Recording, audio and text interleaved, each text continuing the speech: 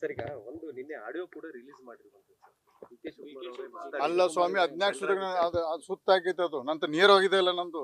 ನನ್ನ ಕಡೆ ನೇರವಾಗಿದೆ ಯಾವ ಬೇಕಾ ಕೊಡ್ತೀನ ಇದು ಈ ಕೇಸು ಸುತ್ತಾಕಿದೆ ಹಂಗ ಹಿಂಗ ಅಲ್ಲಿ ಮಾಡಿದ್ರೆ ನಾನು ನೇರವಾಗಿ ಡಿ ಕೆ ಮಾತಾಡದೆ ಕೊಡ್ತೀನಲ್ಲ ನನ್ನ ಬಗ್ಗೆ ಷಡ್ಯಂತ್ರ ಮಾಡಿದ್ದೆ ನನ್ನ ಕಡೆ ಇದೆ ಯಾವಾಗ ಅರೆ ಸುಮ್ಮ ಮೀಡಿಯಂ ಎಲ್ಲ CBI ಕೋರ್ಟ್ ಕೊಡ್ತೀವಿ ಇಲ್ಲಿ ನೋಡಿ SIT ಬಗ್ಗೆ ಅವಾಗ SIT ಬಗ್ಗೆ ವಿಶ್ವಾಸ ಇವಾಗ SIT ಬಗ್ಗೆ ವಿಶ್ವಾಸ ಇಲ್ಲ CBI ಕೊಟ್ಟು ಸಹಿತ ಹಾಲಿ ಸುಪ್ರೀಂ ನ್ಯಾಯಾಧೀಶ ಅದಕ್ಕೆ ಮಾನಿಟರ್ ಮಾಡಬೇಕು CBI ಇರಲಿ ಯಾವುದಕ್ಕೆ ಇದ್ರೆ ನೋಡ್ರಿ ಈ ಮಹಾನಾಯಕ ಬಹಳಷ್ಟು ಹಣದಲ್ಲಿ ಪ್ರಭಾವ ಅದಾನೆ ಹಣ ಕೊಟ್ಟೆಲ್ಲ ಖರೀದಿ ಮಾಡ್ತಾನೆ ಸೊಕ್ಕದ ಅವಾಗ ಅದಕ್ಕೆ ಮಾಡೋ ದೇಶ ಕಾನೂನು ಉಳಿಬೇಕಾರೆ ಈ ಕೇಸಲ್ಲಿ ಫಿಕ್ಸ್ ಆಗಬೇಕು. ಸರ್ ನಿಮ್ಮ ವಿಚಾರದಲ್ಲಿ ಅವತ್ತೇನಾದ್ರೂ ಆಕ್ಷನ್ ಆಗಿದ್ರೆ ಇದೆಲ್ಲವೂ ಕೂಡ ಆಗ್ತಾನೆ ಇರಲಿಲ್ಲ. ನೋಡ್ರಿ 4ನೇ ತಾರೀಕು ಹೇಳ್ತೀನಿ ಬರೀ ಡಿ ಕೆ ಶಿವಕುಮಾರ್ ಅಲ್ಲ ನಮ್ಮವರು ಹತ್ರಲ್ಲಿದ್ದಾರೆ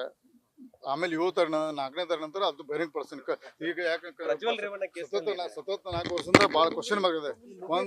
ಒಮ್ಮೆ ಅಂತ ಹಾಡು ನಾವು ಸರ್ ಪ್ರಜ್ವಲ್ ರೇವಣ್ಣ ಕೇಸಲ್ಲಿ ನೋಡ್ರಿ ಪ್ರಜ್ವಲ್ ರೇವಣ್ಣ ಕೇಸು ಯಾರು ಅದಕ್ಕೆ ಹೆಮ್ಮೆ ಪಡುವಂಥ ವಿಷಯ ಅಲ್ಲ ತಲೆ ತೆಗೆಸುವಂಥ ವಿಷಯ ಅದು ಭಾಳ ಕೆಟ್ಟ ಪ್ರಮಾಣ ಇದೆ ಅದನ್ನ ಅದಾಗಬಾರ್ದು ಮತ್ತೆ ನೋಡ್ರಿ ಅವ್ರಿಗೆ ಪ್ರಜ್ವಲ್ ರೇವಣ್ಣ ಅವ್ರಿಗೆ ನಾವು ಹೆಚ್ಚಿಗೆ ನಾವು ಕಾನೂನಿಗೆ SIT ಕೋರ್ಟ್ ಮೂಲಕ ಕಾನೂನು ರೀತಿ ಹೋರಾಟ ಮಾಡಲಿ ಕಾನೂನಿನಿಂದ ಹೊರಗೆ ಬರಲಿಲ್ಲ ಕಾನೂನು ಒಂದು ಉತ್ತರ ಅದಕ್ಕೆ ಬೇರೆ ಉತ್ತರ ಇಲ್ಲ. Thank you sir. News First ನಿರ್ಭೀತಿಯಿಂದ ನಿಮ್ಮ ಪರವಾಗಿ.